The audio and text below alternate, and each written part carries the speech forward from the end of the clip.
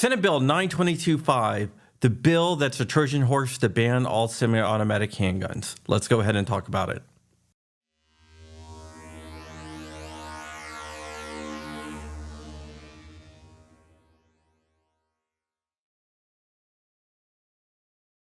What's up, Wolverines? Welcome back to the channel. My name is John Crump, and this is John Crump News, where we discuss 2A almost every day. We also discuss other issues as well. If you can do me a massive favor, and I would really appreciate it, hit the like button, subscribe to the channel, and share this video everywhere, and leave me a comment down below. It's all engagement, and engagement is how I get my voice out there.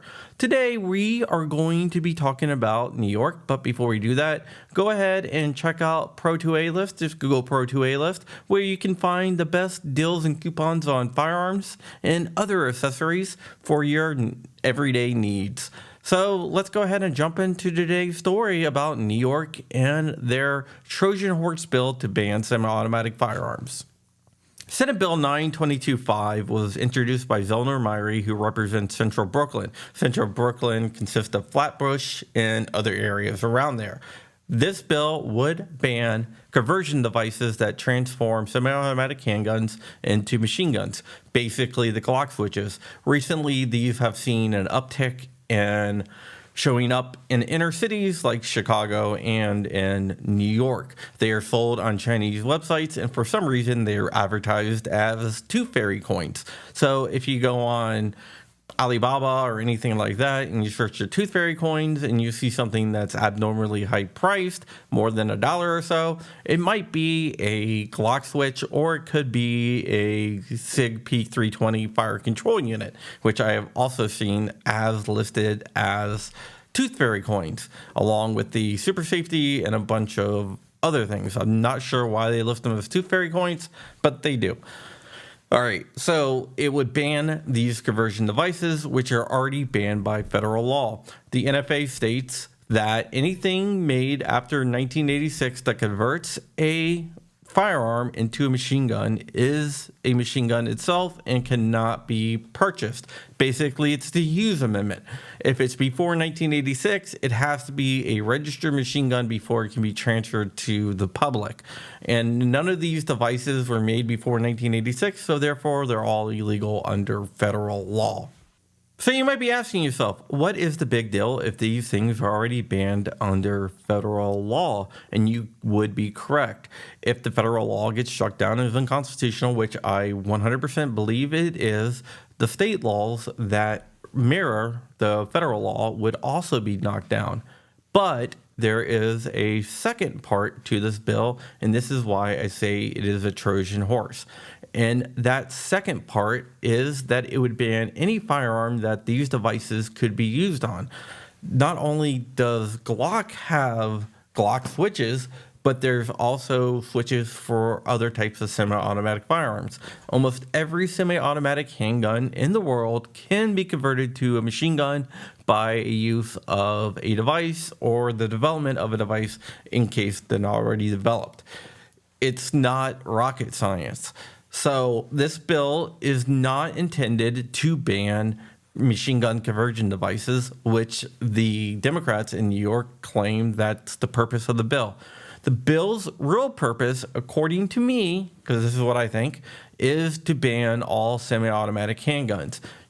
The Democrats in New York know they cannot come out and say, hey, we just want to ban all semi-automatic handguns, because that would be constitutionally challenged, and even the most liberal judges would throw it out.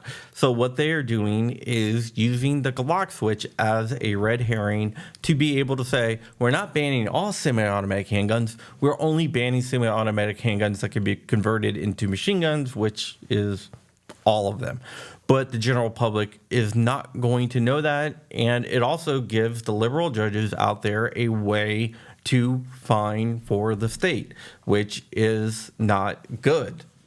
We have seen other places try to sue Glock and also try to pass similar laws to ban semi-automatic handguns. The anti-gunners know that they are losing in the courts, so they are looking for creative ways to try to get semi-automatic handguns banned. Remember, the Brady campaign, the Brady United, whatever you want to call them now, they originally had the goal of banning handguns, but that didn't work because you can't.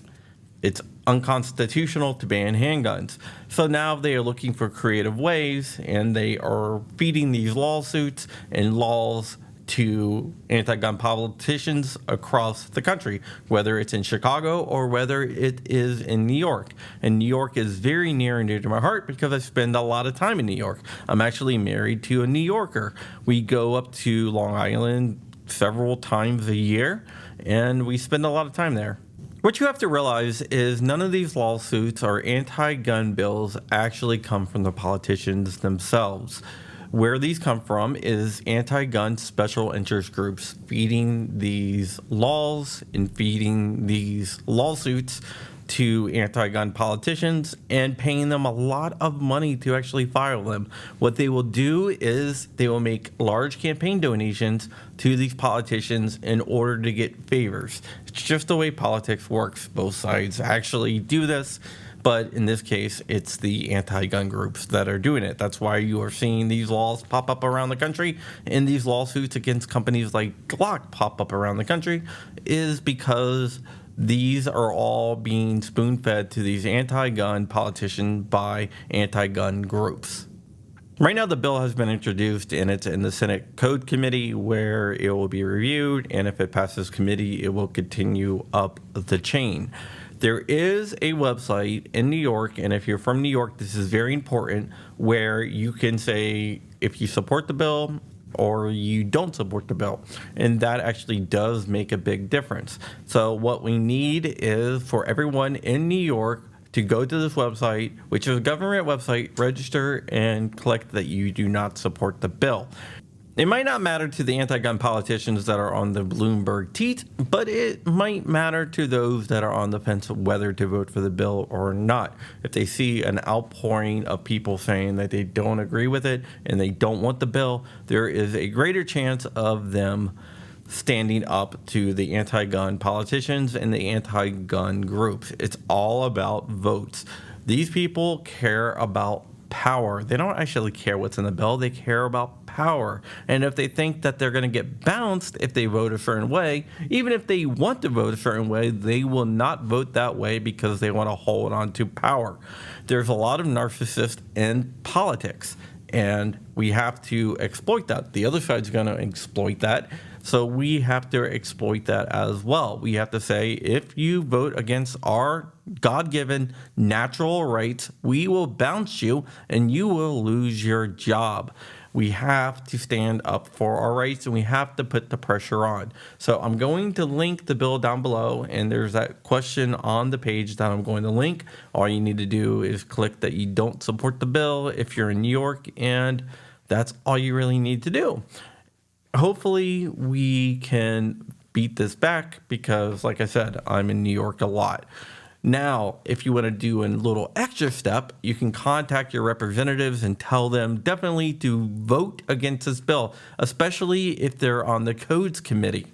But we have to keep an eye on this, whether it passes or not. I'm not sure. If it does pass, there will be a lawsuit right off the bat because I believe that this law is highly, highly unconstitutional, and it's not even borderline unconstitutional. It is highly unconstitutional, but I don't want to leave it up to courts because you never know what type of judge you're going to get. There's a lot of activist judges out there, and especially in places like New York. So we'll have to see what happens with this bill, but we will win. In the long run, it just depends on how long it takes us to win.